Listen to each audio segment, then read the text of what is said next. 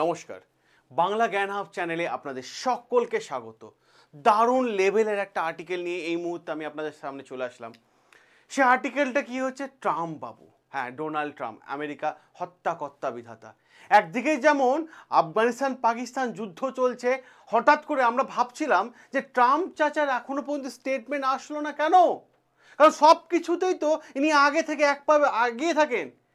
আর তার স্টেটমেন্ট কিন্তু চলে আসলো। কি স্টেটমেন্ট দিয়েছে যে আফগানিস্তান এবং পাকিস্তান এই যে যুদ্ধ চলছে, এই যুদ্ধ থামানোর জন্য ডোনাল্ড ট্রাম্প এবার ফিল্ডে নেমে পড়লো। ওয়েট করছিলাম যে কবে আসবে, কারণ কিছু না করে তো থাকতে পারেন না ইনি, কারণ এনাকে নামতেই হবে ফিল্ডে, এনাকে দেখাতে হবে যে আমি আছি বিশ্বে একদম হত্যাকর্তা বিধাতা। ট্রাম্প বাবু আর্টিকেল কি বলছে, আফটার স্টপিং 8 ওয়ার, ঠিক আছে, Trump now eyes Pakistan Afghanistan conflict have to wait till.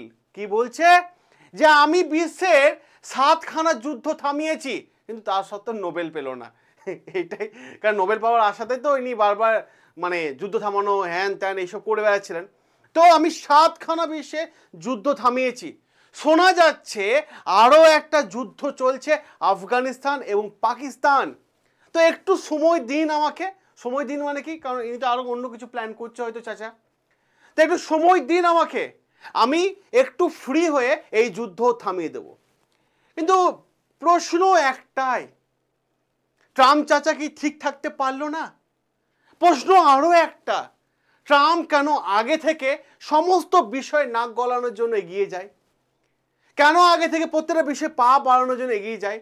কেন গোটা বিশ্বকে দেখাতে চায় যে তার গ্লোবাল পাওয়ার, আমার পাওয়ার কত দেখো, যে আমি একটা যুদ্ধ থামিয়ে দিলাম, সেই দেশ আমার কথা শোনে, অমুক দেশ আমার কথা শোনে, তমুক দেশ আমার কথা শুনে। আর এই প্রশ্নটাই করছে গোটা বিশ্ব। ইউনাইটেড নেশন ট্রাম্পকে জিজ্ঞেস করছে যে আপনার এত বাড়াবাড়ি কেন, কেন আপনি সমস্ত বিষয় আগে থেকে নাক গলাবেন? কারণ ট্রাম্পেরও তো ইন্টারেস্ট আছে এখানে। মানুষ অপেক্ষায় ছিল যে কবে ট্রাম্প কি স্টেটমেন্ট দেয় এবং কবে ট্রাম্পের কোন স্টেটমেন্ট আসে এবং কি বলে, সেটার জন্য তো মানুষ অপেক্ষায় ছিল। চলে এসেছে, মানুষের কথা তো রাখতে হবে বাবা ট্রাম্প চাচা আমাদের। তো ডোনাল্ড ট্রাম্পে এমনই অ্যাক্টিভিটি দেখা গেল।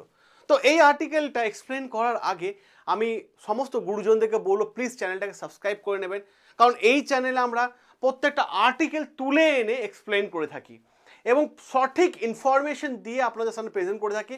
কারণ প্রত্যেকটা আর্টিকেল দেখতে পাবেন আমাদের চ্যানেলে, আর্টিকেল ছাড়া কোনো ভিডিও পাবেন না যেখানে আমরা এক্সপ্লেন করেছি, আর্টিকেল থাকবেই থাকবে। তো সঠিক ইনফরমেশন যদি আপনাদের পেতে হয় তাহলে অতি অবশ্যই বাংলা জ্ঞান হাব চ্যানেলকে সাবস্ক্রাইব করে নিতে হবে। যারা গুরুজনরা দেখছেন তারা প্লিজ সাবস্ক্রাইব করে নেবেন। চলুন এই ভিডিওটা আমরা আলোচনা করি এবং এই সেশনটাতে আমরা ভীষণ ইন্টারেস্টিং জায়গা নিয়ে এসেছি ট্রাম্পকে নিয়ে।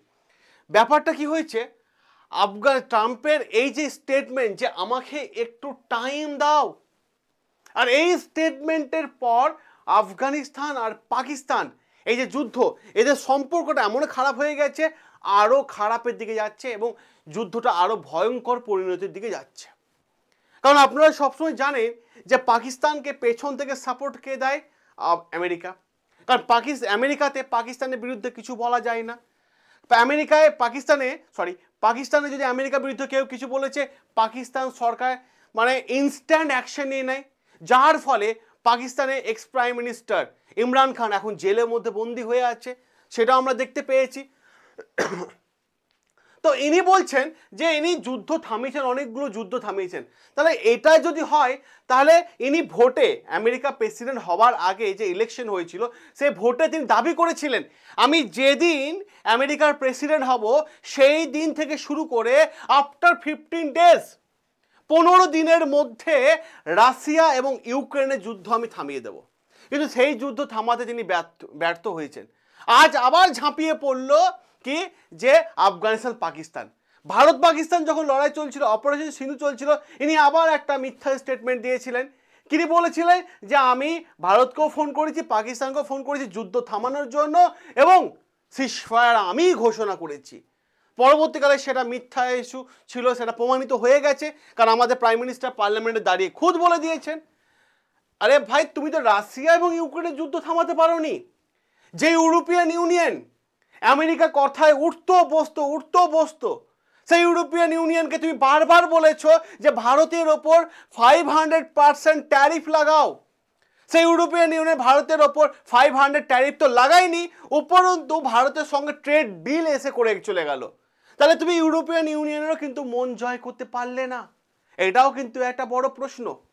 আবার কি হচ্ছে, আবার ঝাঁপিয়ে পড়ছে, একটু বিজি আছি, আমাকে সময় দিন, আমি এই যুদ্ধ থামিয়ে দিচ্ছি। তো এই যে বিষয়টা, এই বিষয়টার পর পাকিস্তান তো একটা জোশ, একটা এনার্জি পেয়ে গেল, পাকিস্তানের স্টেটমেন্ট চলে আসলো। এবং এই স্টেটমেন্ট, পাকিস্তানে যে স্টেটমেন্ট এসেছে সেটা ন্যাশনাল মিডিয়া থেকে শুরু করে ইন্টারন্যাশনাল মিডিয়া চর্চার বিষয় হয়ে গেছে। এবং এই চাচার শহর আমেরিকার মিডিয়াও কিন্তু পাকিস্তানের নিন্দায় কিন্তু নেমে পড়েছে।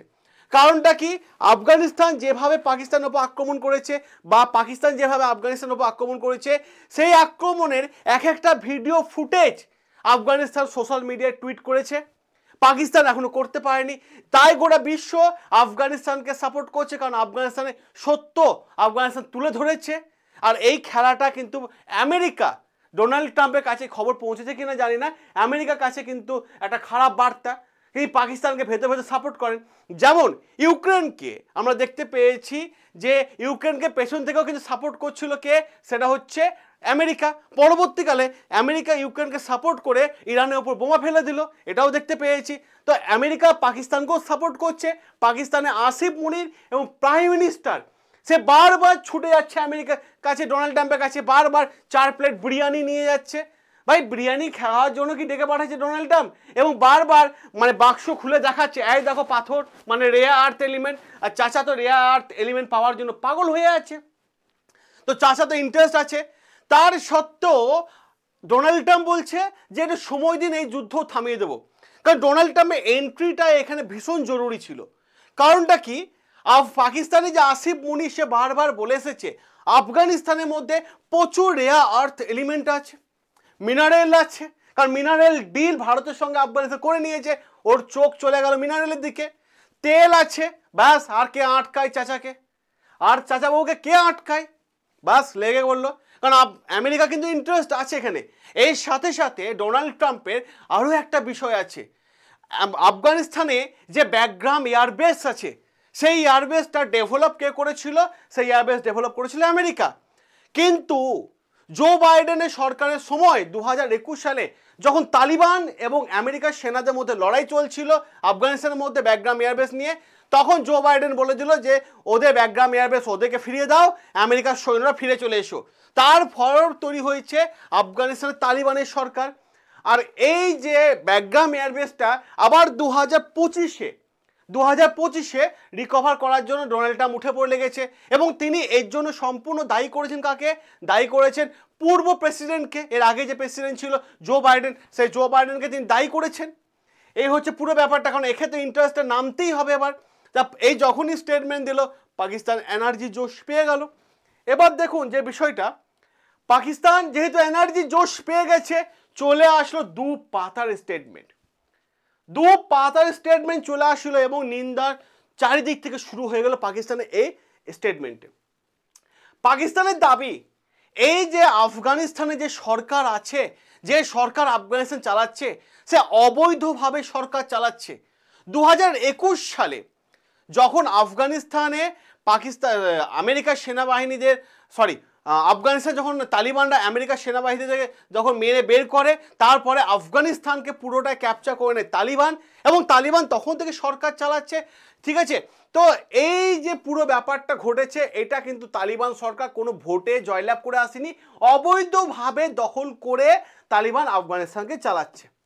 আর পাকিস্তান কিছু না পেলে যে কাজটা সব সময় করে থাকে আপনারা জানেন, পরিষ্কারভাবে বলছে এই যে তালিবানরা যে আজকে আমাদের উপর আক্রমণ করছে, স্টেটমেন্টে বলছে সেই আক্রমণের পেছনে কে আছে, ভারত আছে। মানে কিছু হলে ভারতের নাম ঢুকিয়ে দাও। ভাই লড়াই কে করেছিল? প্রথমে কাবুলে আক্রমণ কে করেছিল? পাকিস্তান করেছিল আফগানিস্তানের ওপর, না কাবুলের ওপর। পাকিস্তান ভুলে গেছে, আফগানিস্তান তো করতে যায়নি। আর তোমরা জোর করে ভারতের নাম নিয়ে চলে আসছো, স্টেটমেন্টে বলছে সেটা। মানে ভাবুন কতটা নিচে নামবে। আর কারণ নিজের দেশে মানুষদের কন্ট্রোল করতে পারছে না, নিজের দেশে মানুষদের বোম মেরে উড়িয়ে দিচ্ছে, উনি ঘটনা ঘটেছে, আর্টিকেল আছে, এই চ্যানেলে ভিডিও আছে, তারপরেও দেখা যাচ্ছে যে নিজের দেশে মানুষদের ওপর আক্রমণ করছে, সেনাবাহিনীরা গুলি চালাচ্ছে, নিজের দেশের মানুষরা প্রশ্ন করছে যে 70 বছরে তোমরা কি ডেভেলপ করেছো তার হিসাব দাও, সেগুলো পাচ্ছে না। পাকিস্তানের গোয়েন্দা সংস্থা আইএসআই সে কন্ট্রোল করতে, গ্রাউন্ড লেভেলে পলিটিক্সকে কন্ট্রোল করতে ব্যর্থ হয়েছে, যার ফলে তোমরা আইএসআই যে ডিজি আছে তাকে তোমরা ট্রান্সফার করিয়ে দিয়েছো।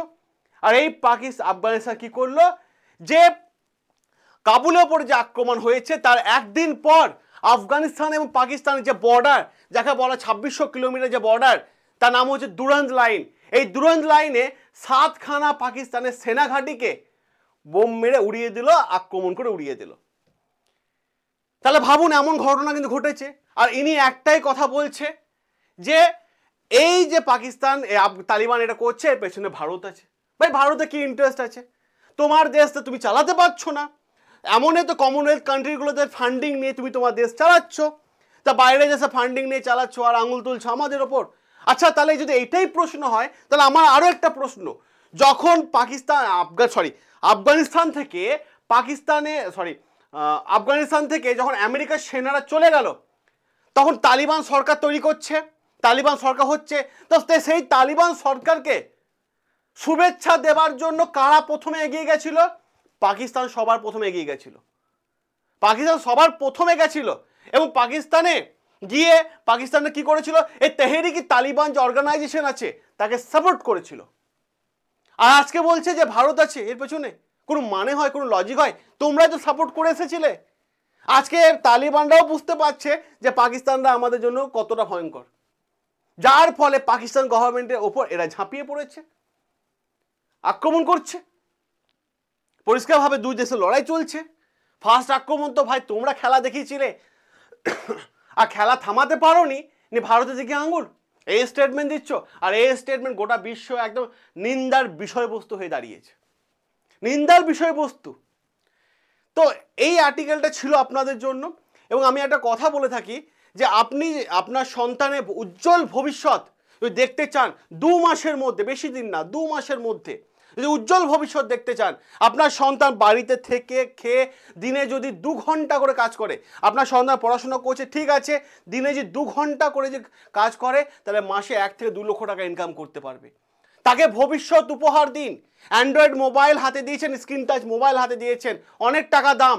এবার আপনি আপনার সন্তানকে এআই উপহার দিন, এআই উপহার দিন, এআই কোর্স করান। বর্তমান যুগে সব কিছু ডিজিটাল, সব কিছু ডিজিটাল। আমরা করাচ্ছি মাত্র 2 মাসের AI foundation batch, complete foundation batch, যেখানে আপনার সন্তান বাড়িতে থেকে খেয়ে বসে মাসে একটা হিউজ পরিমাণে ইনকাম করতে পারবে। আর এটা সম্পূর্ণ বাংলা ভাষায় হবে, এর জন্য কোনো বয়সের সীমা দরকার নেই, এই জন্য কোয়ালিফিকেশন তেমন দরকার নেই।